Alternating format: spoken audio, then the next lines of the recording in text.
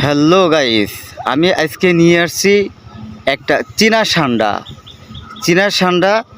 এটা সুন্দরবন থেকে আসছে, ঠিক আছে।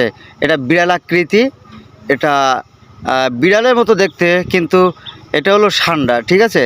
সুন্দরবন থেকে ভেসে আসছে, দেখতে একবারে বিড়ালের মতো।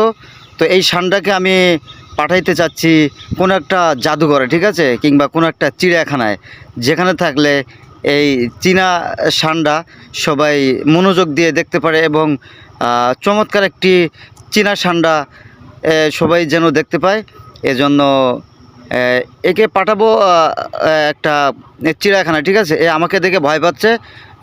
মরুভূমির মাঠে প্রথমে পেয়েছিলাম, হ্যাঁ, সম্ভবত এগুলো ইতে থাকে, মানে সুন্দরবনে থাকে, ঠিক আছে।